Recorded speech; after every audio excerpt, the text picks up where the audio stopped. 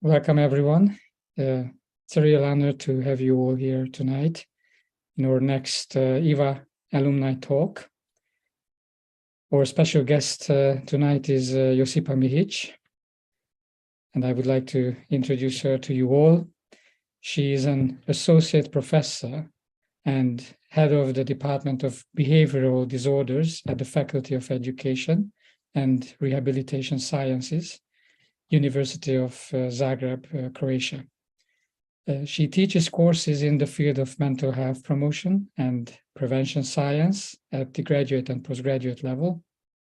As a co-founder of a laboratory for prevention research, she has been involved in multiple international projects focused on prevention of mental, emotional, and behavioral problems of children and youth and mental health promotion. She is also co-founder of the National Platform for the Promotion of Meditative Activities for Children and Teachers, Mini Mindfulness. And she received her European Varela Award from Mind and Life Europe in 2015 with a project called Towards a Caring and Mindful Schools model that she's going to talk more about in the coming 45-50 minutes. So welcome you all, and welcome Josipa. It's so great to have you here, and we are looking forward to your talk and the discussion afterwards. Thank you for your introduction and invitation, of course. I'm going to share my slides first so that I can go on with the whole thing. Let's see this.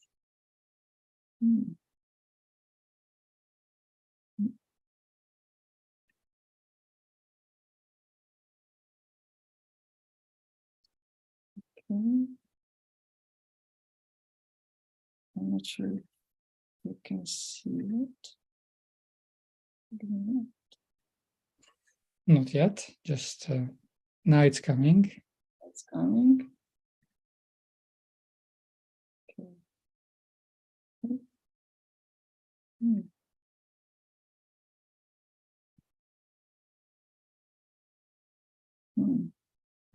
It's only part of the screen shared, right? Yes. I don't know why this is happening. Let me try something else. Okay, let's see it. Seems like it's not working the other way. Just take your time. Mm. We tested it before and it worked well. Mm-hmm. It's gonna work fine. Okay, maybe now. Let's see.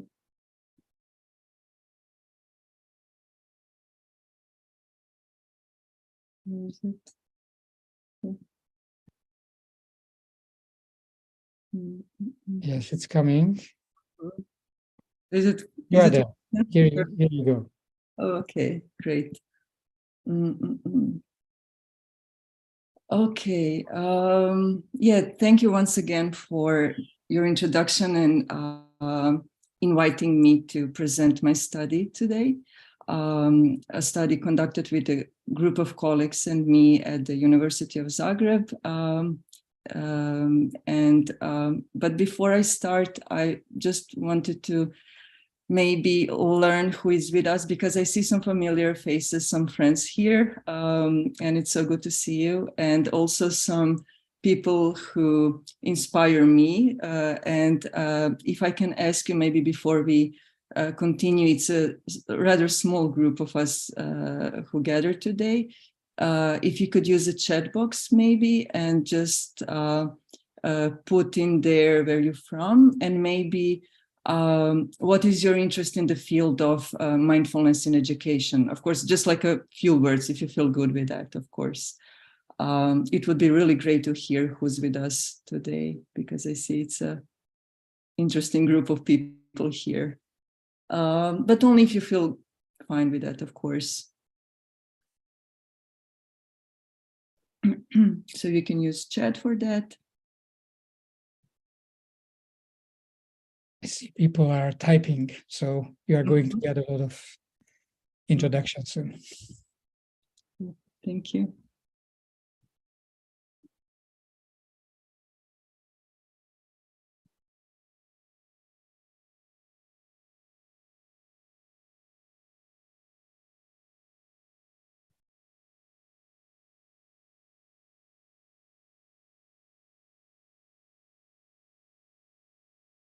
Maybe I can just read some of those for Some those who of are them, please. watching, That would be great. Yeah, for thank those who are following us on YouTube, so that they also know.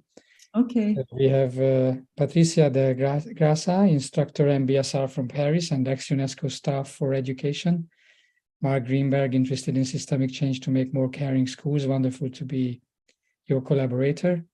Karin Matko from Dresden, Germany, doing research on the working mechanisms of meditation. Amy Varela from Paris, interested in the relation of the inactive approach to schools. Carolina Puerta from Italy, originally from Spain, interested in the topic in general and in particular to help make a better living world. Salamarit Volanen from Finland and leader of Healthy Learning Mind project, where they examine the health effects of mindfulness, 12 to 15-year-old Finnish school children, and they also train teachers. David McMurtry from Zagreb, Croatia, emeritus senior lecturer, University of Aberdeen, teacher of mindfulness, past founding president, Mindfulness Hrvatska. Great to have you here, David. Ulrika Deza, yoga and mindfulness teacher in schools, hospitals in Paris, PhD student for Geneva University, interested in your work and model. And Ivana Zadražil, Croatian Red Cross. Really distinguished group of friends and researchers here.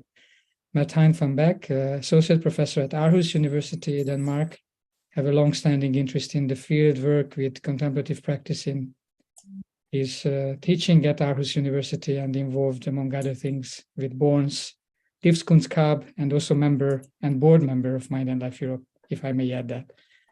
And Delia Visan, yoga and meditation teacher based in Paris, PhD attendee at the University of Paris on the effects of yoga and meditation.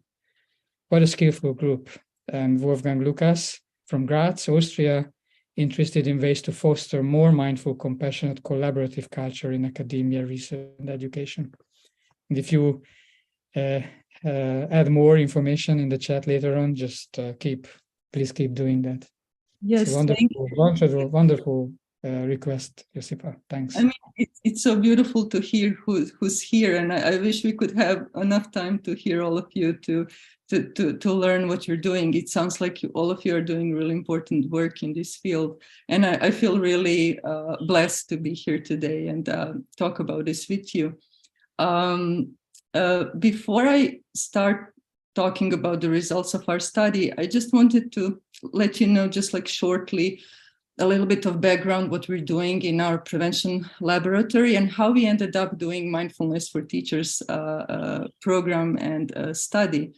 During the last 20 years, we've been doing different studies in the field of prevention science. We have a doctoral program on prevention, and most of our projects are focused on finding effective interventions to prevent different mental, emotional, and behavioral problems. So we've done some studies on assessing the effectiveness of socio-emotional learning programs, focused on developing students' skills.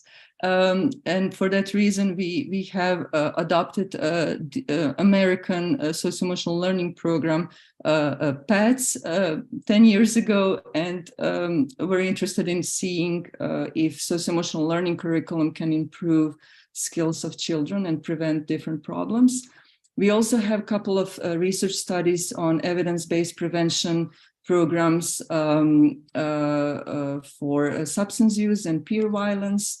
We are in the middle of a big study on positive youth development, in which we track a group of 4,000 students, and we will track them for the next 4 years. We also are assessing their parents and teachers, and we want to see how different environmental factors affect positive development of youth. And some of the constructs that we are measuring there are also mindfulness and self-compassion and compassion. We also did some research on community-based prevention, focused on understanding how building healthy communities that care model is, again, one model from the US that we have implemented here, trying to see how can we build healthier and more supportive communities. And we also did a study, I will talk just a little bit about it today, maybe we will have time in the end, on can we use new technologies in preventing mental emotional and behavioral problems of children and youth. And more specifically, I will show you very shortly findings from one study in which we used a mobile app for working with, teaching children some mindfulness skills. But yeah, it was really interesting to see what's happening when we use new technologies for that.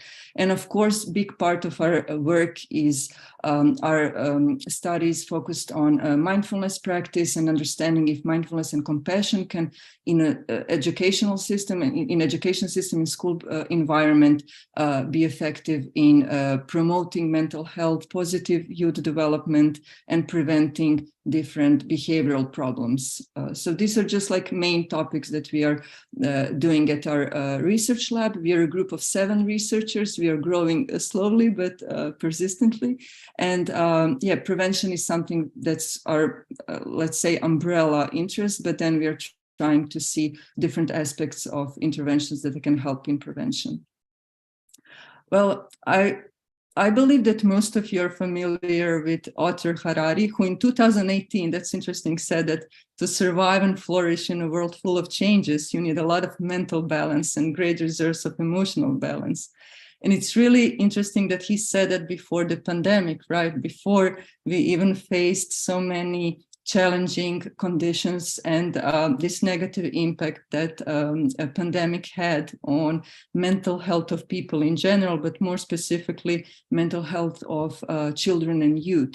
Here in Croatia and on global level, on European level also, we have similar findings that we have 30% increase of depressive symptoms and anxiety symptoms in students, starting with elementary school students.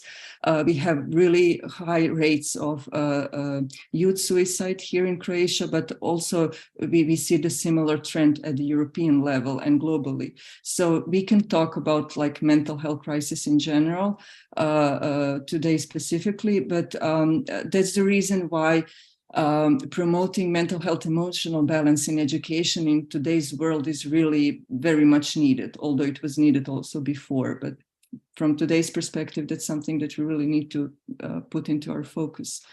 And during the past like dozen years, there have been many informative studies on the importance of socio-emotional learning and socio-emotional skills promotion in education. Here you can see a model, socio-emotional learning model proposed by Cassell organization, emphasizing that school environment, just as family and community context, have an important impact, can have an important impact on development of 5 crucial socio-emotional skills. And according to this model, these crucial skills include self-awareness, so the ability to understand one's own emotions, thoughts, values, and how they influence our behavior.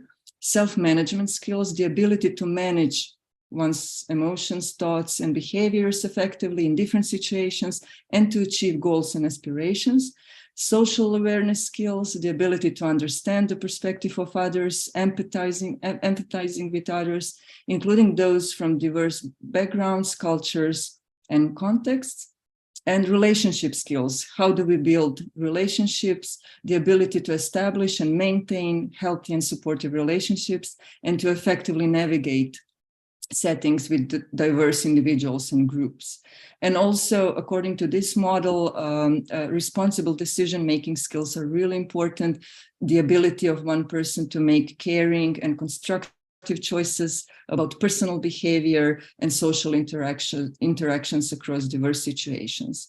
Well, these skills were found in many studies to promote academic performance of students, mental health in general, and positive development. And it was also found that socio-emotional skills can really very effectively decrease some problems like antisocial behavior in students, aggressive behavior, depressive symptoms, drug use, and other problem behaviors. For that reason, many effective socio-emotional learning curriculums focused on students have been developed during the last 30 to 50 years. Here in Europe, especially in Croatia, we're a small, still developing country, if I may say that. We're just like, I would say, at the beginning of implementing really well-developed evidence-based socio-emotional programs in our schools. But what we see on a global level is that these programs were firstly mostly focused on developing skills of students, right? So they were mostly focused on strengthening students, but we also see a need to work with teachers. And as I mentioned, like 15 years ago, when we have implemented socio-emotional learning program for students here in Croatia, we noticed that it was effective. We found some interesting findings. So it showed to be effective in Croatia also. But we noticed during the trainings that teachers needed more support. We needed that our teachers here, they struggled with their own socio-emotional learning skills. For them, it was because this is a lifelong process of developing these skills, right? We can all do better in all of this, but that's the reason why we shift, if I can say, a little bit our focus, and we decided to work with school personnel more and try to encourage teachers to be more skillful regarding socio-emotional learning. And this is one of the pictures, images that you will often see when people talk about the importance of taking care of adults also. It's flight emergency instructions that you see on your plane when you're flying, right? It's a good metaphor for demonstrating the importance of adults' well-being, because unless educators' well-being is being promoted, it is hard to expect that they will have enough capacities to promote the well-being of their students. And I'm not saying that we should pick one or the other, right? So the synergy between these two approaches would be perfect, to invest into skills of students, but also to continuously invest into the well-being of teachers and all grown-ups working in school environment. And for that reason, in our study, we relied on the prosocial classroom model proposed by our colleagues, and if I can say a friend, Mark, who is also here with us today, and Patricia Jennings, showing us that teacher socio-emotional skills and well-being can really significantly impact healthy teacher-student relationship. They can also lead to effective classroom management skills. And also in the end, as I said, they could also improve the effectiveness of socio-emotional learning programs for students. And all these three components actually can lead to healthier classroom climate. And healthier classroom climate was found to be related to positive students' outcomes like social emotional skill outcomes and also academic outcomes. And what I may also say is that in some recent studies, it was found that teacher socio-emotional skills and well-being are also related to lower attrition rates. And that's a big problem today, especially in the US, but also we see it in Europe, that teachers are, because of burnout and exhaustion, are just losing interest in this profession. And there's a crisis regarding that happening here also. And our idea was to see if introducing mindfulness and compassion practice to teachers might improve their socio-emotional skills and well-being in general. That was the, let's say, like a theoretical background of our study. And for that reason, in 2015 and 16, after I participated at the summer school in Germany, my team got this support from Mind and Life Institute, and we decided to conduct a study called, named like towards a caring and mindful schools model. And aims of our study were to examine the effectiveness and cultural applicability of the mindfulness-based socio-emotional learning program, CARE, that I will introduce in a couple of seconds, in Croatian schools.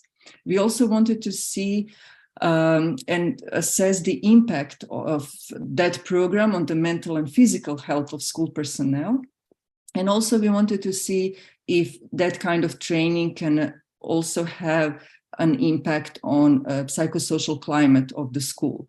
And what you can already notice here, we're not talking about teachers only. Our approach was to see what would happen if we include all the grown-ups, let's say all adults from one school into training like this? Because if you think about your time that you spend in school, you probably also remember some nice people working in a school kitchen, maybe, who treated you nicely and also helped in making you feel safe and supported and important. So we're not only thinking the teachers affect how students feel at school, but also all the other adults who work there have significant and important impact on children. So our idea was to offer this training to whoever wanted to participate. And CARE program acronym stands for Cultivating Awareness and Resilience in Education. It's a program developed in the US by Patricia Jennings, Krista Turksma, and Richard Brown, with support from the Garrison Institute. And it offers teachers and administrators also tools and resources for reducing stress, preventing burnout, enlightening teaching, and helping students thrive socially, emotionally, and academically.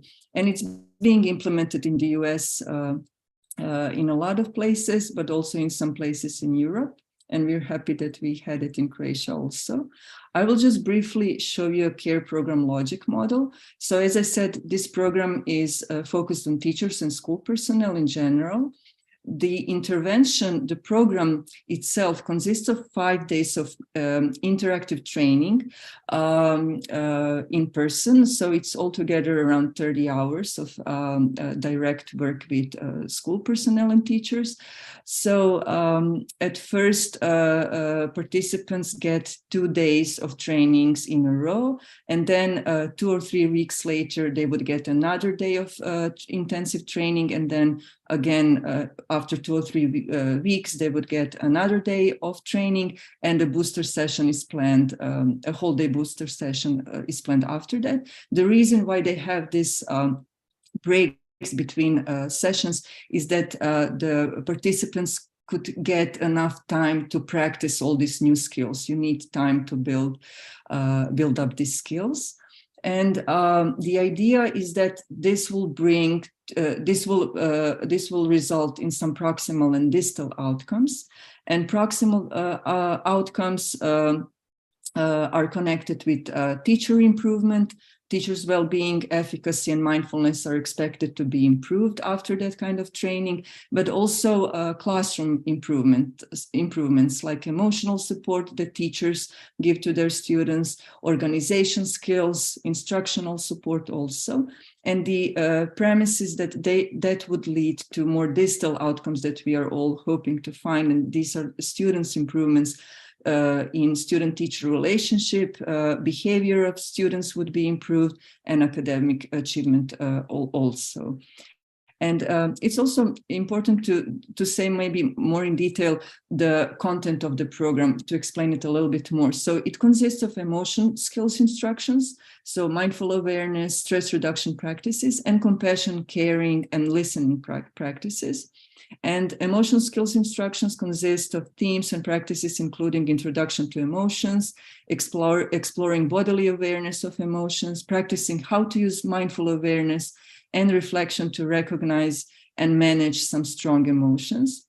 And mindful awareness practices include breathing exercises, breath awareness practice, mindful walking and stretching, mindfulness of thoughts and emotions, maintaining mindful awareness in front of a group, because this is what teachers do, and role plays to practice mindfulness in a context of classroom situations. And different caring practices and mindful listening partner practices are also part of this compassion component of this training and program. So this is the timeline of our study that we've done here in Croatia in 2016. So we picked two elementary schools here in Zagreb, in Croatia, were selected to participate. And then we tried to pick, if I can say, challenging schools. So we deliberately picked neighborhoods which are found to have more lower socioeconomic status of families, like more crime and more challenging communities in general. But then randomly we have assigned one school to intervention and then one school into control conditions. All employees from both schools were informed about the project during the school meetings, and they could choose if they want to participate. So it wasn't mandatory. It's not something that you can force people to do, of course. So altogether, we had 25 participants from intervention school and 29 from control schools. They gave their written consent to participate. Just to give you maybe broader understanding what this number means. On average, one school in Croatia would have probably around 70 people working there. So 50% of them, let's say, decided to participate. We had baseline data collection in September 2016, and participants completed self-report measures in a group setting at each school, but we also measured some physiological indicators, blood pressure and heart rate also, and we did that measurement, we collected that data individually. Yes, self-report measures were conducted regarding different constructs like psychosocial school climate, mindfulness, general well-being, psychological burnout, self-compassion and compassion. We also had a cohort of students. I won't talk a lot about it today. I'll just give you some brief findings on that part of our study, but we also wanted to see, will students notice some difference on their school climate? So we had a cohort of 300 students also included here.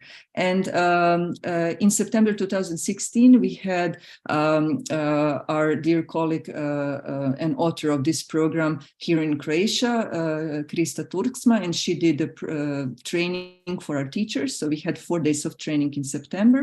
And then we had another measurement post-test in November 2016, a booster session in January 2017, and we had a 6 months follow-up in March 2017 in both schools. What else do I?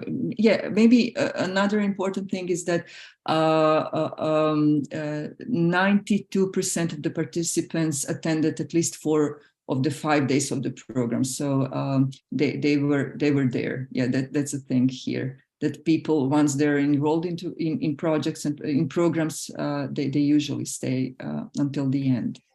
And here you can see, I don't want to bother with so many numbers, but I'll just present you shortly these 2 groups of school personnel that we had participants in our study.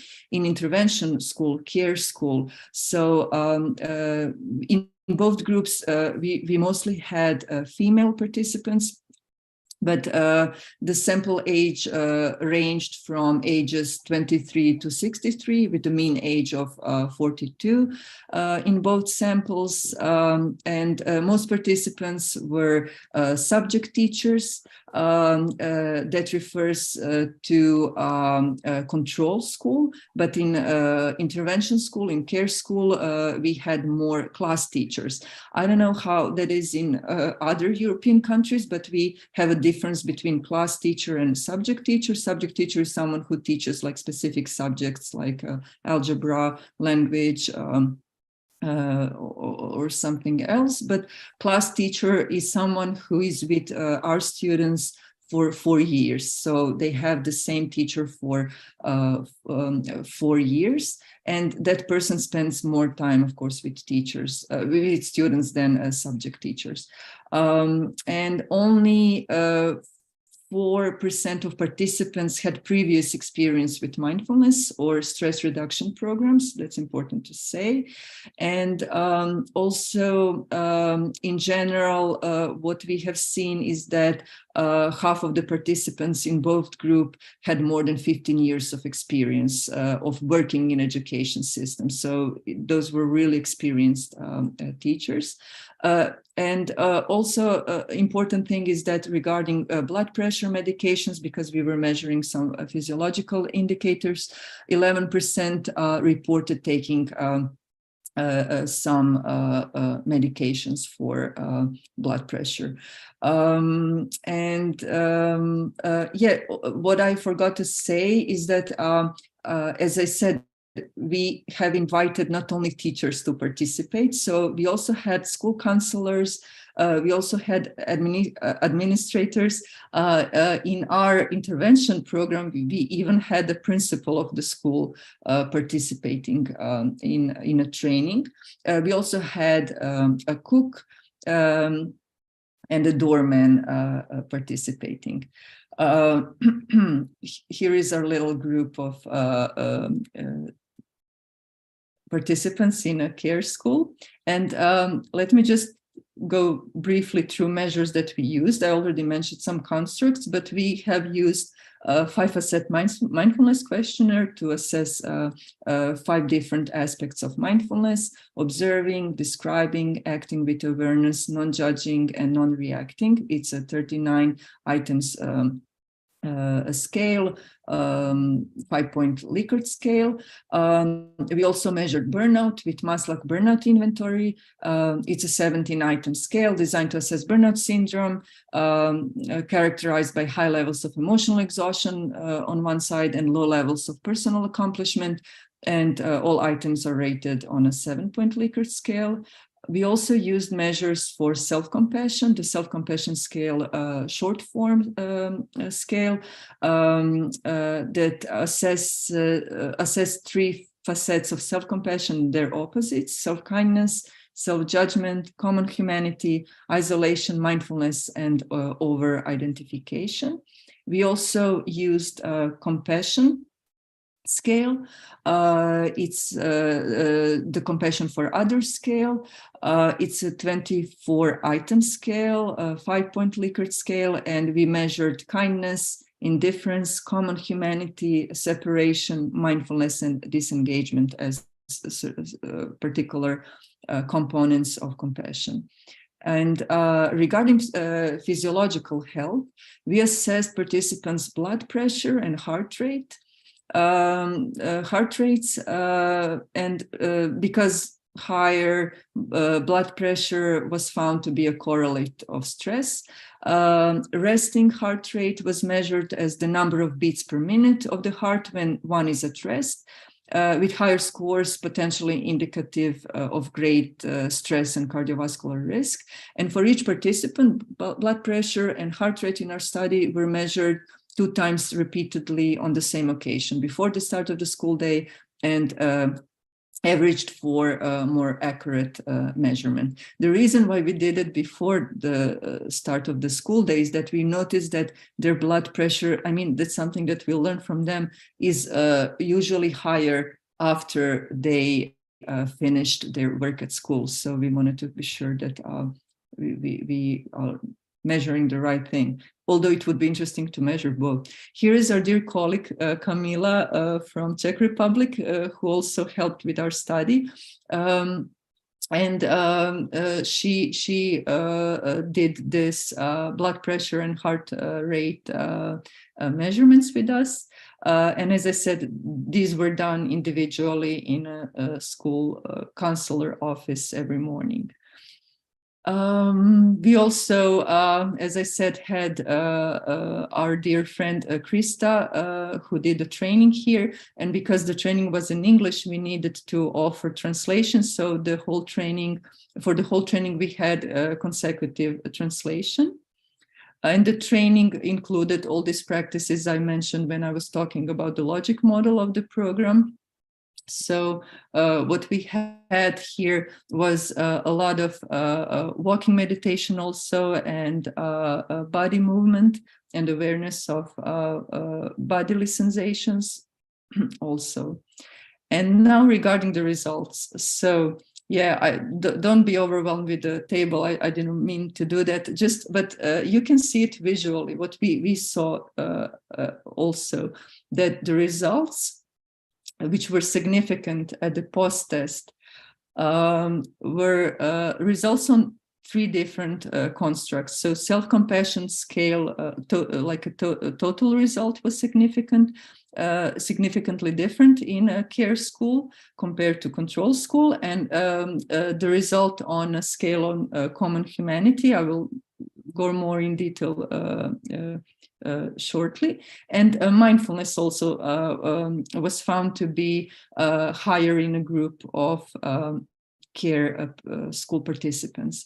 But when we compare these findings with findings at the follow-up, so all these findings, that all these blue boxes that you can see are indicating that we have found significant difference on these constructs in a care school compared to control schools. That just visually, you can already see that there is the extent of the impacts, that the extent of the impacts varied across the post-test and the follow-up. And it seems this is actually quite common in mindfulness studies, that you will usually see even stronger effects at the follow-up, because it seems that the longer we practice these skills, the benefit is higher, right? Stronger. And it seems that giving these participants 6 months to practice all the skills that we have taught them, mindfulness skills and breathing exercises, helped in getting more positive effects at the follow-up 6 months later. So what we have found regarding self-compassion, so some findings lasted, showed up at the post-test, but also lasted until the follow-up. And self-compassion is something that we saw that it was higher. It was higher in a group of participants from a care program compared to those from a control school at the post-test, and this effect lasted until the follow-up 6 months later. We also found that one of the subskills of self-compassion, common humanity, is the subscale on which we found higher results in a group of participants of care program compared to control school participants at the post-test. And also it's something which lasted until the follow-up. You can see the effect sizes right below. And the example of the item reflecting common humanity is, for example, I try to see my failings as part of the human condition. So it seems that teachers and school personnel who participated in a program in a way developed this new perspective on their own mistakes, let's say.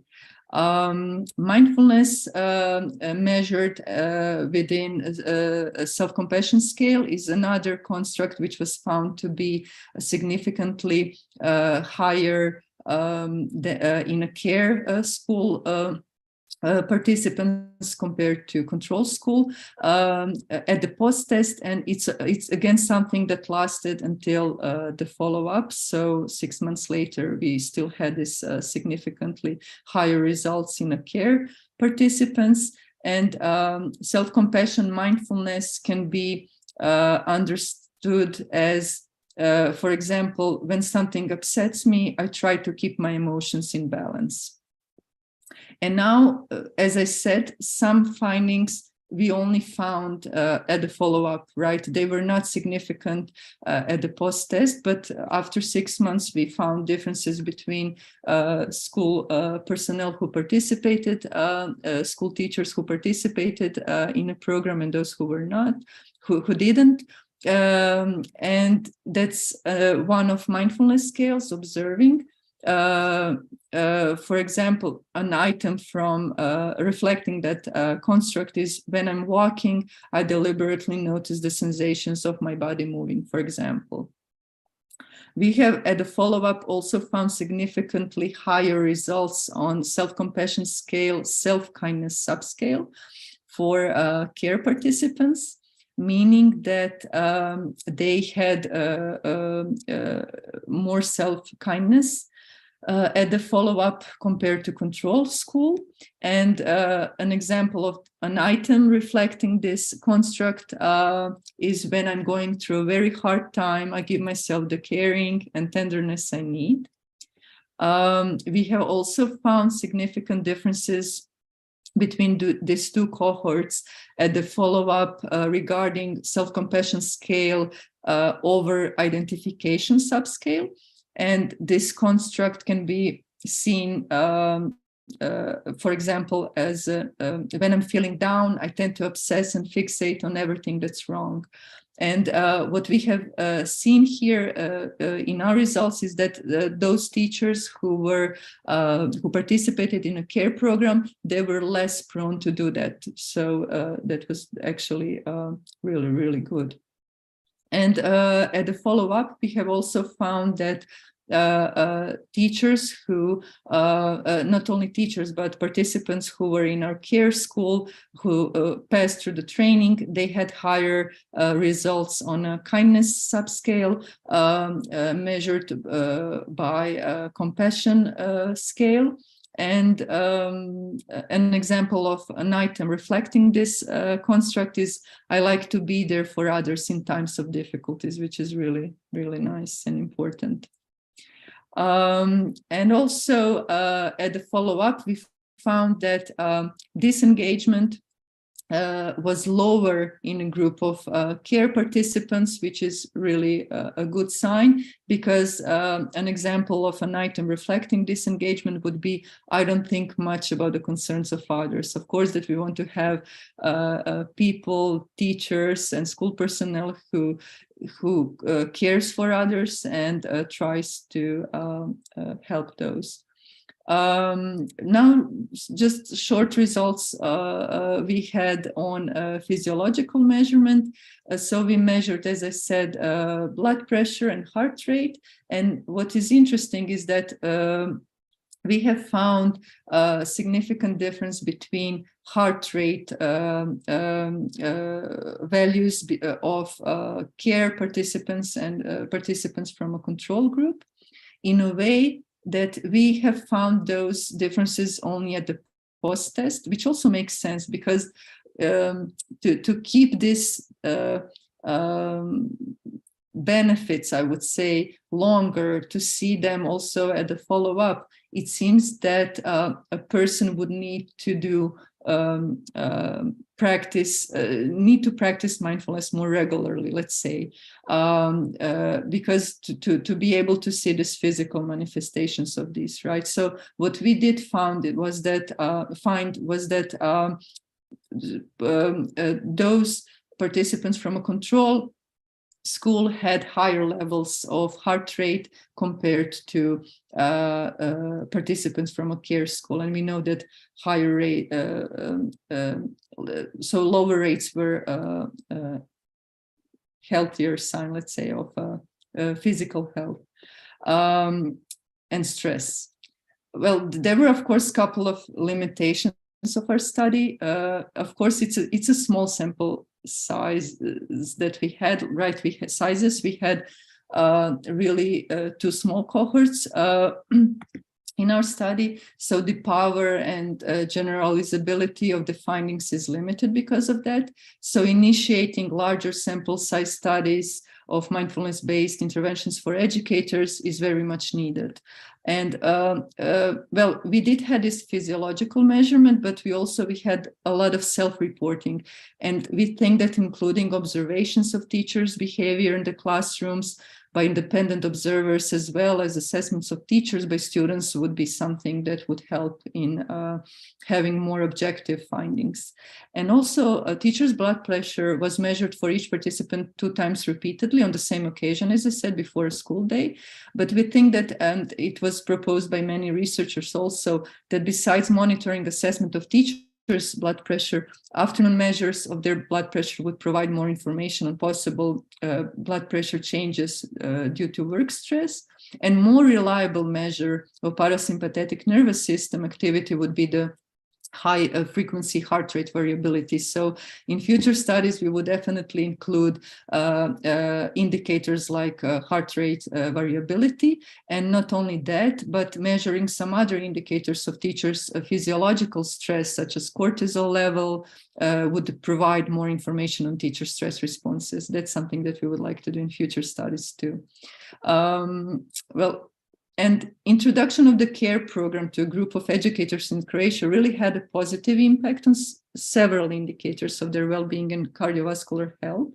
But the extent of the impacts, as we could see, varied across the post-test and the follow-up. What we didn't find is that we found no effects on the intervention at follow-up on burnout measures, which were found actually in earlier studies of this program. And we also didn't find the impact of the program on a psychosocial school climate. So we think that maybe dosage was a problem here, because what we learned, I didn't show that in my presentation, but it's important to stress that we also tracked implementation data, and we've seen that not many of participants did practice, use these activities regularly. They did. Some of them used those skills a lot, but some of them only used those skills while they were in a group during the training. So it could be that for seeing like a more stronger impact of this kind of intervention on psychosocial school climate, we would need to provide more training. And also what we learned is that it would be really worth to include higher percentage of school personnel, because having only 40% or to 50% is probably not enough to see differences. So it's something that we all need to think about in our future studies, of course. I also wanted to mention today some benefits of this study, which were more practical implications, and I would say also practical outcomes, because a lot of things change after this study for our team, let's say like that. So we have proposed mindfulness research and practice course. It's a graduate level course, and we have many master level and doctoral level theses done on mindfulness study.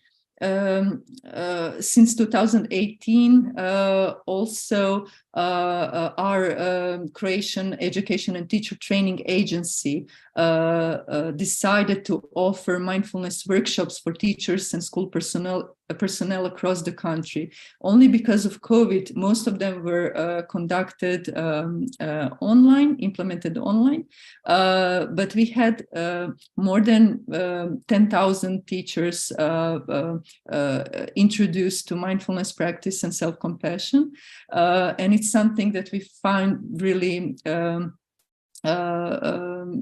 something that we can be proud of, but we are aware these are not like intensive programs that our teachers need, but at least they were introduced to mindfulness practice in general, and there are different, I would say, agencies offering mindfulness trainings now in Croatia. And another important thing that was a part of this project, I would say that in 2020, we were invited to present to the Education Committee of the European Council in Brussels, because they were working on a document called Council Conclusions on European Teachers and trainers for the future. And we were invited to present these findings of our study. And one of the recommendations of this document is to invest into the well-being of school personnel and teachers. And one of the practices that they suggest as important are also meditative practices.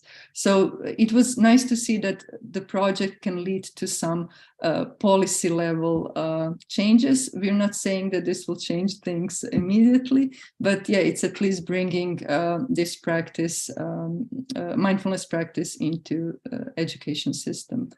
And just briefly, I want to tell you something about recent and current studies that we're doing. And I'm just mentioning them because they were inspired by that study funded by Varela Award, because after that we just continued researching this area. And in 2019 and in 2020, I had the chance to spend a year in Seattle, and there I was invited to do the study on effectiveness of one mindfulness app for children, and to see if that app can change behavior of students. Those were third and fourth grade students. We had 3 different schools in Seattle area who participated. In each school, we had around 200 students who did self-assessment, and teachers also did some ratings of students. The plan was to also have a follow-up measurement, but because of the pandemic, that wasn't possible. And MindYeti is a digital library of research-based guided audio sessions that help support the well-being and social, emotional, and academic development of kids. It's a combination of different really short sessions, like 5 minutes long sessions. And we wanted to see in this study if it's what would happen if a teacher would use this recorded video and audio sessions in their classrooms. What I have to say, these teachers were not trained in mindfulness, and they did not participate in complex training. They were just briefly introduced into to this app. And what we have found was that we found significant differences in 2 measured constructs. We found that those students who were listening MindYeti sessions twice per day, so at the beginning of a school day and at the end of the school day, they had less conduct problems compared to those who listened MindYeti whenever a teacher felt that they should listen the session. And also we found that those students who listened MindYeti sessions twice per day had more prosocial behavior compared to the students who listened less MindYeti sessions. But in general, why I'm presenting this today also, I think it's very much connected with care study also. And it's important to think about when we are considering introducing technology into teaching mindfulness. Students, we had interviews with students in this study, and also interviews with teachers in our study, care study. And what we learned here is that teachers are asking for a training. They want to experience mindfulness by themselves. They are the impact of the intervention would probably be higher if they would be trained. It's something that we shouldn't forget about. So I think that this study was really interesting for us, because we'll learn that, yes, of course, maybe it's more affordable to use technology because you don't have to spend so much funding into trainings. But in general, the outcomes of this kind of approaches are less effective, because we really need to work with teachers in person, and we need to give them a chance to experience the practice, and that's the only way how they can teach those skills to students. And that was a big learning lesson from that study also. And I just wanted to finish slow with one of the citations I found just recently, like yesterday, because you are probably all familiar with the findings from Mihić study on effectiveness of mindfulness for students. And maybe really need to rethink the focus of interventions, not working directly with young teens, teaching them mindfulness, but rather creating climates and contexts in which kids feel safe, respected, able to learn. I'm not saying that we should pick one or the other, right? Working with students, teaching them meditative practices is probably, and we have seen it from research, important, but also we should not forget that we should create also a healthy environment, and introducing mindfulness and other meditative practices to whole schools and teachers and school personnel is one of the ways how to build that kind of school environments. And just for the end, things that we are doing at the moment at our prevention research lab are studies on self-compassion and substance use in adolescents. We are also doing a study of self-compassion among adolescents and their parents. It's a longitudinal study where we want to see if these two constructs are being connected. And we are also using ecological momentary assessment to measure self-compassion during the day span. So for a week, students are asked how they feel about themselves, and we also measure mindfulness. And also there's another study that we're doing at the moment. One of our doctoral students is conducting this one on contribution of personal traits, resilience, and mindfulness in explaining well-being of adolescents. And I just want to finish with some acknowledgements because I want to thank our teachers and school personnel who participated in the study, and colleagues and researchers who were involved, and of course Minded Life Institute for supporting us. And I want to end this presentation before we have like a short discussion by asking you to think about a teacher or a person working in a school who has had the most positive impact on your life. Maybe you had more than one, maybe you were lucky, but try to think about the first person that you think about when you think about your time in school, who had the most positive impact on your life. And since it's a Thanksgiving today in the US, and I really love that holiday that we don't have here in Europe, but we can still celebrate it, right? Maybe we can just send good wishes to that teacher, although it's someone who might not even be with us anymore. But it's really important to remember how big the influence of teachers is on our lives. And I will end with my presentation here because I would like to have time for discussion and talk with you. Thank you very much, Josipa, for sharing your extensive research and the concrete results, as well as the context. I think we have gained a lot of insights, so I hope we are ready for some discussion with you. Once again, thanks for the presentation, and I would like to open up the floor for questions.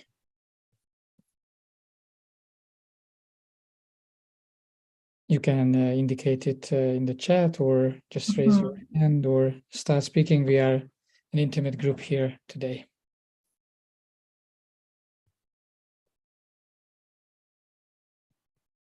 I mean, if I can ask, we are from so many different countries here in Europe. It would be interesting to hear, do you have any mindfulness or socio-emotional learning programs for teachers in your country? That would be something that would be really interesting to hear.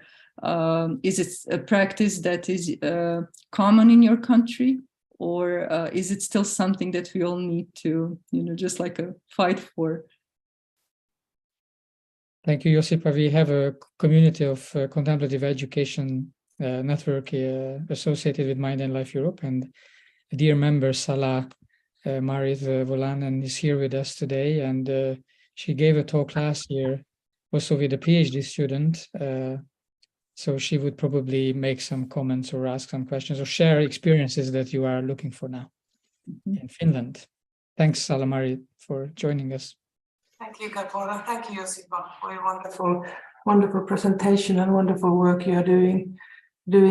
First, I would like to ask, as you yourself referred to Myriad study, and as I understand, was that the same program they used in their pilot that showed some positive effects. Now, 8 years later, in the trial, didn't come out that well. And as I understand, is that one big reason maybe for this reason is that the teachers weren't that skilled in mindfulness. And based on your experience working in Croatia, what would be needed to motivate teachers to really practice mindfulness so that we can safely implement them into schools, and also so that they can stay there and change the culture the way we all understand, we wish and we aim to, because that's the biggest challenge here in Finland. Well, thank you for your question. The challenge here in Croatia is maybe a little bit different. I'm not sure. But what we noticed is that it's not that teachers don't want to do it once they're introduced with it. It's more, so the biggest challenge here is how to get principals and decision makers see that that's something that teachers need. So once you have teachers in a program, maybe some of them are resistant at the beginning, right? We had the same thing in our training. I remember one math teacher, he came to us on the first day and he said, you know what? I only came because I heard that there's going to be a good lunch today here. This is what he said on the first day. And after 5 days, he was one of the most motivated teachers there. He said that he was sorry that he learned that 2 years before he was about to be retired. So our experience was that once you give people skills to feel better, to feel, less stressed, to build relationship with their colleagues, because there's another outcome that we didn't measure, right? Their cohesion, they developed some new relationships there, because one of the biggest stressors at schools are relationships with colleagues. This is what we also found from seeing studies. But to go back to your question, I think that the challenge that we are facing here now is working with school principals. So we're trying to introduce these practices and results to school principals, not only school principals, but also Ministry of Education. We need decision makers who will say, okay, we need to invest into these programs. We need to give teachers time to go and participate, because usually they don't even have time to attend programs like this. So our experience is that once they are in the program, they are willing to stay until the end. And of course, your question was more like how to practice it at home.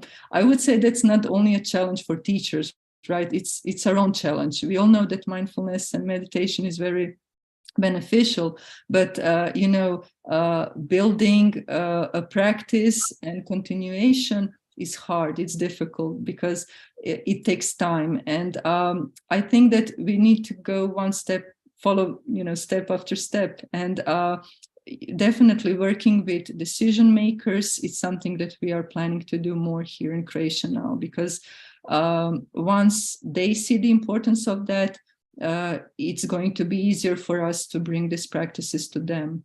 And the only way how you can do it is not through teaching about it. You need to give them experience. So we decided to invite them to practice, to try it, because they're also super stressed, especially because of COVID and pandemic. Our school principals are very stressed, and they see that their students are going through some difficult times, their teachers are going through some difficult times. This is actually a good moment for talking about mental health and using meditative practices, because we are going through this crisis globally. Yeah, sorry, I'm not sure if I answered your question. It's just like, we learned that we should focus more on decision makers now. And maybe one other thing that I want to say, I'm trying, although I'm a big fan of mindfulness and meditative practices, sometimes I need to also let's say stop myself and understand that mindfulness is not for, like, it's not something that everyone will enjoy or even benefit. It's not something that you should be pushed to do, right? You need to be ready, or maybe other practices would be more suitable for some people. So I'm not saying that everyone needs to be a part of that, right? We also need to be careful while, promoting it. It's just one really promising approach for improving mental health, but there are also other approaches that we need to offer our teachers.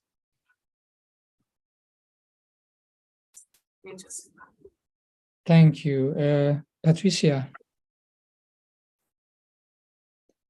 may you unmute yourself, please? Hello. Yes. Thank you for the presentation, very interesting. Of course, I believe in mindfulness. I'm an instructor of mindfulness. But I was wondering about the fact that in this project, you have built like a community of practice. You have gathered the teachers, so they had a project. So to what extent the impact, a part of the impact is coming from this community of practice? So how to differentiate the impact coming from the mindfulness and maybe the impact from this fact of the teacher working together? Because I guess in the control group, there was not collective work of the teacher. That's a great question, right? It's probably, definitely part of this program and mindfulness practice in general is building healthy relationships also. And yet we could see it really very vividly, how their relationships changed from the first day until the 5th day, because they never spent so much time together, like, 6 to 8 hours during the whole day talking about their problems, something that they never discussed during their usual work, because people don't like to feel vulnerable, especially teachers. For them, it's super hard to say, I'm struggling with something. So definitely that was also something which might affect certain constructs that we measured, like well-being in general. But yeah, interesting question. But as you said, we had control school and we offered them a training after the follow-up was finished. So they also got the training because we wanted to support them. It wasn't a care training, but it was like some kind of mindfulness practice, short introduction training, let's say.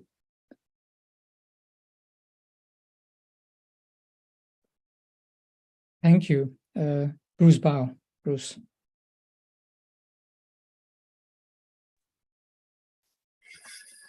Thank you very much indeed for your presentation, which has obviously provided a lot of additional information. Just a few thoughts at the 3 different levels that we seem to be talking about: the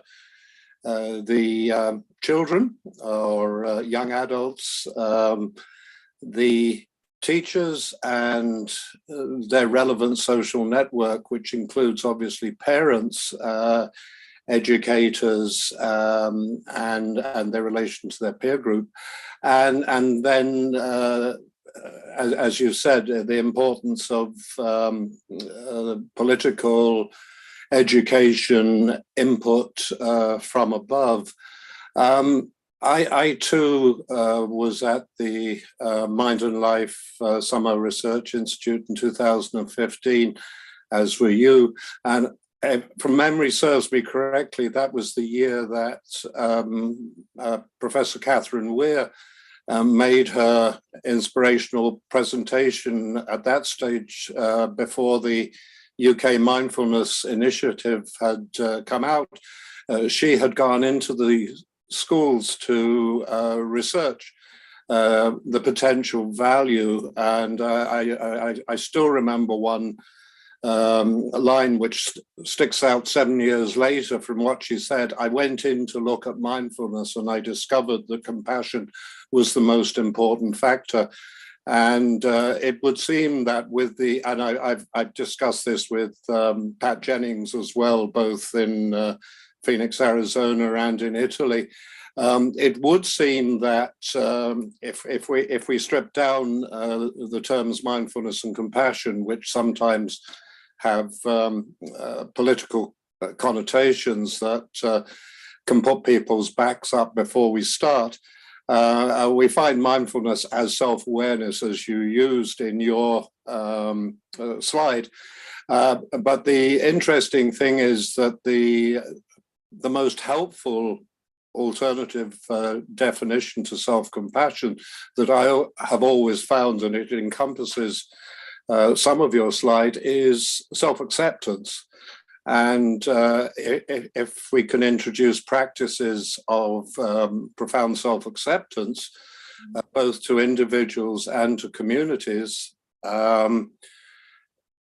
along with the self-awareness, these are the basics. I think Catherine Weir then went on her input to the UK mindfulness initiative was that the only way that you could introduce these practices into education was via the teachers. It wasn't a case that you could simply present this directly, but one help, and I think she's covered this in some detail in the book that she wrote with Tikla Khan. But the important one way of doing this was to have programs like the .B program that they have in the UK, and which we've started to use here in Ireland, where the teachers, if they didn't actually have a formal mindfulness or compassion practice themselves, found that the principles behind the program that was being introduced resonated with what they wanted for themselves. And obviously they're offered formal programs as well, but not to teach what they have learned, but to improve them as facilitators in much the same way as when Kabat-Zinn first introduced MBSR way back. He said that MBSR facilitators should have their own Vipassana practice to fall back on. So it's not a case of teaching the teachers to introduce specifically mindfulness programs, but it's giving them the opportunity to learn the background to programs which can be introduced without, as I say, which have their own basis in creating self-awareness and self-acceptance. Another point is, I appreciate that your study was done on teenagers, and I think people who've heard me talk on the subject before know that my particular concern, and which I've been working with the Irish government on, is to introduce these sort of programs to preteens on the basis, and I'll just add a little neurology here. We know that the major growth spurts in the brain are in the first 5 years of life, immediately after birth. And interestingly, that also marries a huge change in the brain networks of the caregiver, mother, parents, or those who are bringing up the child. The second stage then occurs during adolescence. And it's interesting if you compare a completely different country like Bhutan, which introduced in its program of gross national happiness, in its psychological program, part of what it introduced was meditative practices from the age of 7. The idea being that if you get that age group between 7 and 11, you can lay the basis for the sort of resilience and the development of a self-accepting and worldview that will take them through the teenage years, and in many ways trying to correct teenage mental health problems after adolescence is a major crisis. We were talking about this before COVID. It's even worse now. And even at that stage, what we were saying was that, or I was saying to the Irish government, and there is a TED Ed talk on that, which I think Mind and Life are aware of. We were saying that if you give tools to the 7 to 11-year-olds, it is potentially preventative of teenage health problems. The other thing, again, and we need, and this is to expand out, and you've already said this quite correctly, from the Bhutan program was that they also introduced social acceptance on the basis that if children were growing up with a different worldview to the traditional one, and different resilience, the society has to be prepared to accept this. And this is where we come to the teachers, the parents, and the social acceptance. I mean, an interest, I myself have seen this in the 60s, when we tried to change our worldview, and it met with great resistance from an adult population.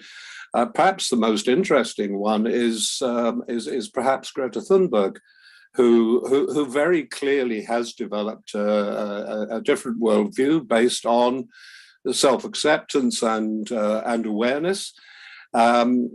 To begin with, her behavior would actually have been classed as antisocial in a way, that she set out to protest. But as she has been followed by a generation making changes as we did in the 60s,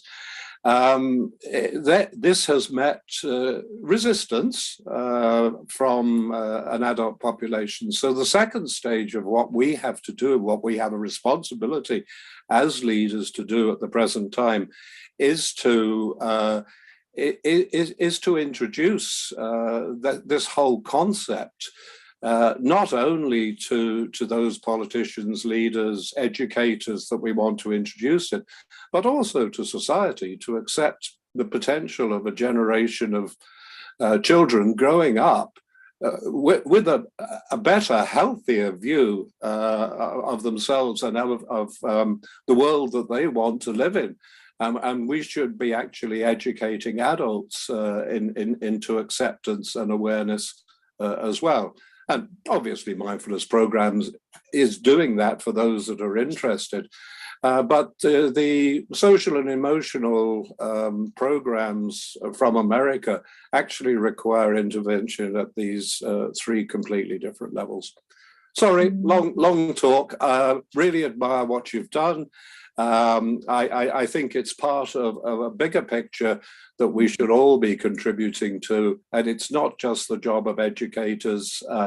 researchers. It's a job of the whole community, and Mind and Life Europe, with its programs and its subgroups, I think could have a very important role to play in all of them.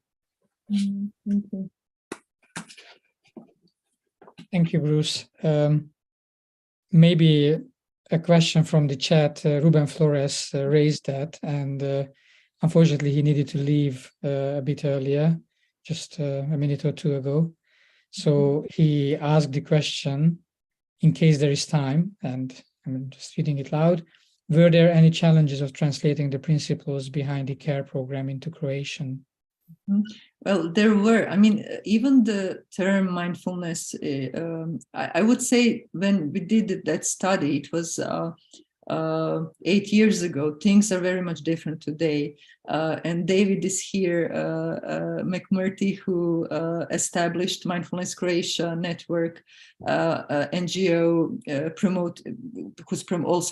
who are also promoting mindfulness for citizens and in education also. But 8 years ago, it was hard because Croatia is very traditional and Catholic country, and a lot of things coming from the East are seen as, like something that we shouldn't do, or it's wrongdoing. And it was challenging how to even, introduce mindfulness as a concept. So, but we decided to stay truth. We'll just call it as we call it, right? That's mindfulness. We were picking some Croatian translations, and now there are like a couple of different translations researchers and practitioners use, mostly reflecting awareness. So these are the words that you will very often hear when people talk about mindfulness. But I have to say that more and more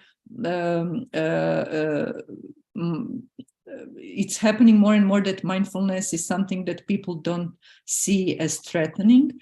And I think that, talking about that, showing, giving people a chance to experience it is changing their perspective little by little. Children don't have a problem with that. It was interesting. I didn't have time to talk about it today, but a group of my students on mindfulness course developed a short mindfulness training for preschool children here in Zagreb. It was 12 sessions. They visited them every week and worked with them. And it was interesting. We were thinking, how should we call it, right? Mindfulness is super hard for them. And Croatian translation is even worse. It's something awareness, something, what will these kids think?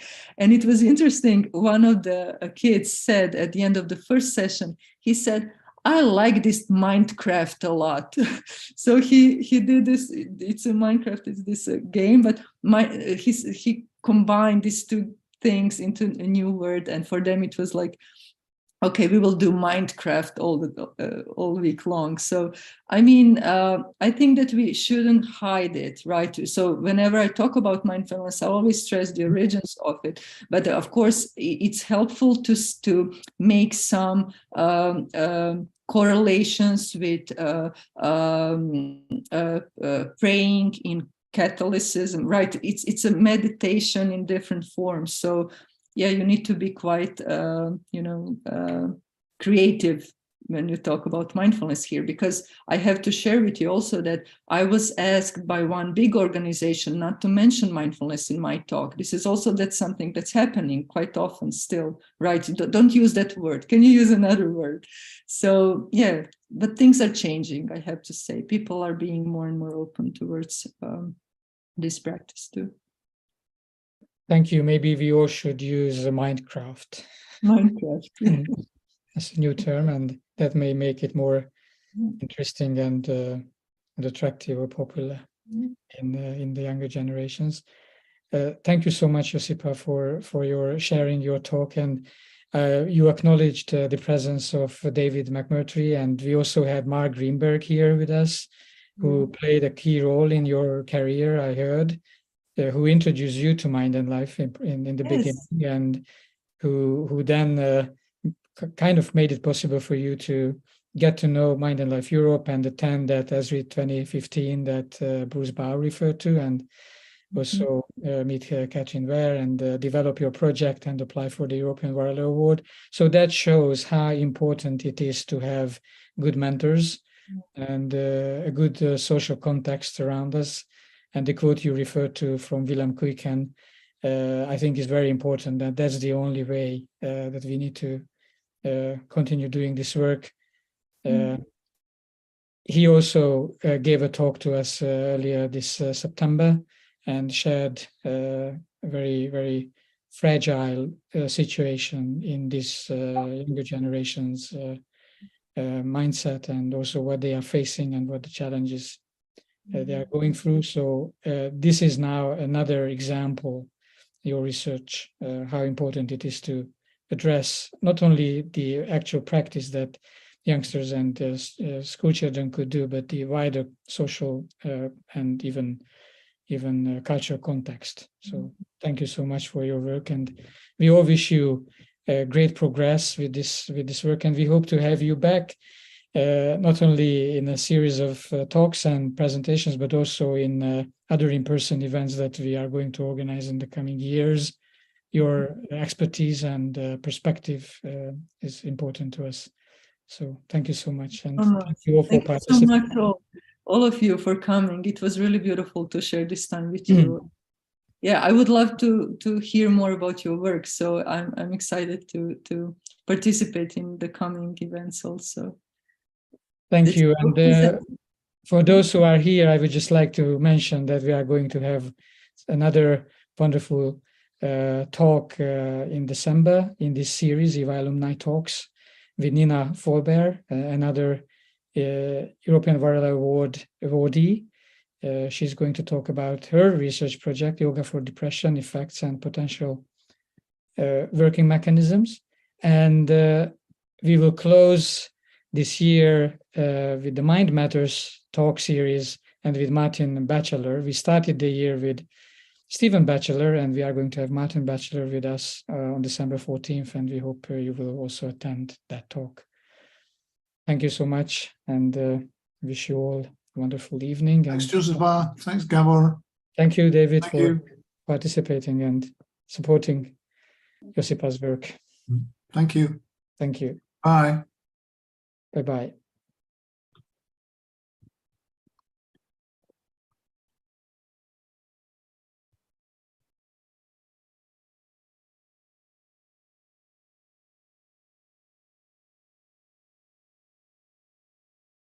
Can't hear you, Bruce. Hope you are well and wish you a good evening.